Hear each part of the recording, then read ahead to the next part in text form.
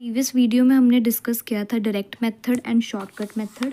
Now we discussing the step deviation method.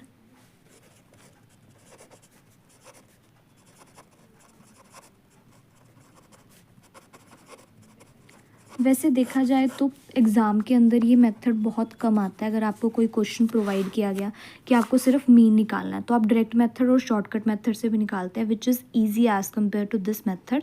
But if the question is arise in a specifically step deviation method, then how to solve it. So let's start. So मेरे पास यही एक paper है जिसमें मैंने आपको पहले बताया था कि डायरेक्ट मेथड हमारे पास ऐसे निकलता है, शॉर्टकट में अज्यूम मीन आ जाता है और स्टेप डेविएशन में अज्यूम मीन के साथ डी एक्स डैश आ जाता है इंटू सी आ जाता है. तो सी क्या होगा वो भी मैं आपको बता देती हूँ, विच इज़ कॉमन फैक्टर. तो हमें यहाँ बोला गया find the mean by step deviation method. हमें यहाँ पे 30, 40, 50, 60, 70, 80 और 90 क्वेश्चन दिया गया है. हमें मीन निकालना है किसके थ्रू? स्टेप डेविएशन मेथड के थ्रू. सो ये हमारे पास सारे मीन हैं. हम पहले क्या निकालेंगे इसके अंदर? D x minus A, because हमारा यहाँ पे फॉर्मूला क्या है. आप अगर साथ साथ फॉर्मूलाज लिखेंगे तो आपको फॉर्मूलाज जो हैं वो बहुत अच्छे से याद हो जाएंगे. D X dash over N into सी.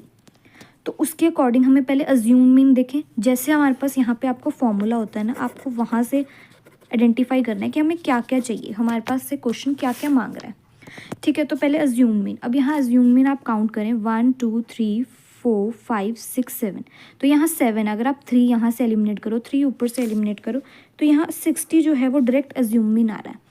मैंने प्रीवियस वीडियो में भी बताया था कि अगर हमारे पास यहाँ पे एलिमिनेशन नहीं हो रही है क्योंकि ऊपर 4 है नीचे 3 है, तो आप क्या लेके चलते हो कि सबसे छोटा जो होता है उसे आप अज्यूम मीन लेके चलते हैं. तो हमने प्रीवियस क्वेश्चन में भी जैसे किया था कि डी एक्स एक्स माइनस ए, यहाँ तक हमने प्रीवियस क्वेश्चन में भी सेम किया था, तो हम यहाँ तक सेम करेंगे. एक्स हमारा हो जाएगा 30 और अज्यूम मीन 60. तो ऐसे करके हम सारे सॉल्व करेंगे. तो लाइक ये हमने सॉल्व कर लिया है. अब मैंने आपको पहले भी बताया था कि हमें हमेशा जब हम ये डेरिवेशन करते हैं तो हमेशा हमें साइंस का जो है वो ध्यान रखना चाहिए. 30 माइनस 60 तो माइनस 30 आएगा, 40 माइनस 60 तो माइनस 20 आएगा. ठीक है, 70 60 से अगर आप माइनस कर रहे हो तो 10, तो पॉजिटिव का 10 मीन्स यहाँ आपने साइंस का ध्यान रखना है. तो अगर हम डी एक्स डैश का टोटल करें तो इसका हमारे पास टोटल आ जाएगा लाइक 30, 40,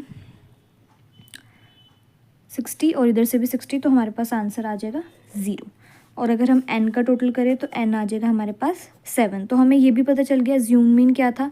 हमें डी एक्स डैश अभी निकालना है, हमें n पता चल गया. डी एक्स डैश निकालने के लिए हमें डी एक्स हमने निकाल लिया. डी एक्स डैश में हमें x माइनस ए आपने निकाल लिया, ये सारे x माइनस ए है. ओवर हमें c दिया हुआ है बच्चे, c is common factor. Means आपके मीन के अंदर ना जो गैप प्रोवाइड है वो कितना है, ये होता है आपका कॉमन फैक्टर. लाइक अब यहाँ पे जो x है हमारे अंदर, इस पर कितना कितना गैप है 10, तो आपका 10 जो हुआ वो कॉमन फैक्टर हुआ. अब आप x माइनस ए माइनस 30 है तो ओवर 10 कर दोगे, माइनस 20 है तो ओवर 10 कर दोगे. ऐसे करके ये पूरा सॉल्व करो और इसका सोल्यूशन जो है वो हम यहाँ पे लिखेंगे. हाँ जी, तो ये हमारे पास डी एक्स डैश आ गया. इसका सोल्यूशन भी हमारे पास 0 ही आएगा बिकॉज 3 4 5 6 अगर आप इसे ऐड करो और यहाँ पे 1 मिनट 90 और 3 यहाँ पे भी आपका क्या आएगा 3 4 5 6 और 3 4 5 6 0. तो आंसर इज़ 0. ये डी एक्स डैश भी आ गया और हमारे पास सी भी हमें पता है कि हमारा कॉमन फैक्टर है. So now we put it in formula 60 plus 0 by 7 into 10.